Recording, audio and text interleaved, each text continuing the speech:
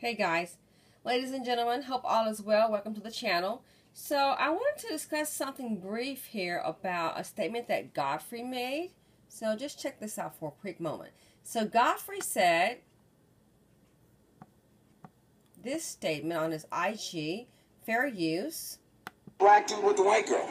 Where's that? No, because you know why? The people who run it look like him and don't want to see that. You know, there should be black dudes with white girls. There's so many of them.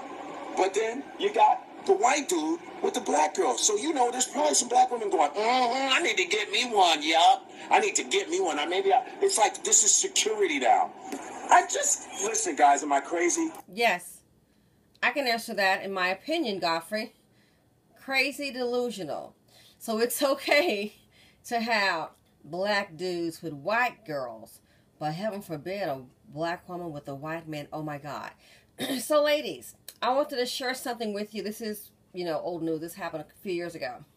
So, I was traveling for business and a white gentleman approached me. Now I noticed the guy before, I ran into him a couple of times and just checking me out. And so around maybe it's like, let's say 6 months later, we ran into each other again. He approached me and asked me out on a date, okay? And so then he says, I want you to pay attention to what he said to me. He said, yeah, I noticed you before. You always dress so nice, so elegantly. You're a classy lady. And the reason I didn't approach you before is because I was going through something, I guess getting this divorce. They were selling a house. And he said, with divorce lawyers, that cost a lot of money, yada, yada, yada. And then he said something really sweet. He said, I wanted to make sure before I approached you that I had something to offer you. He said, I had to get myself together. So listen to what I'm going to say it again. He said to me, and he was cute too. He said, but I was in a relationship. He said, I wanted to make sure that I had something to offer you, in case things, worked out, and that he had to get himself together. How many black men approach you with that? Most of them will show up with a black woman with dusty drawers and all, and do not care. Have nothing to approach you. Might be 35 years old, sleeping on Spider-Man sheets in his mother's house. Okay? He might be driving Big Mama's car, or his sister or his cousin's car.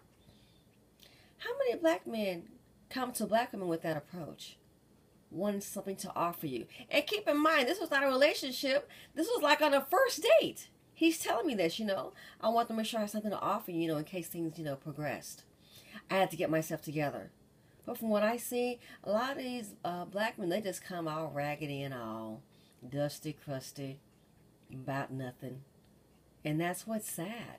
So, yeah, don't go for this little pimpology they got going on. They're trying to really pull a little pimp stunt. A pimp likes to try to put you down, put the women down, so he can beat them down. They have such low self-esteem that you think, oh my God, this person cares about me. It makes you vulnerable.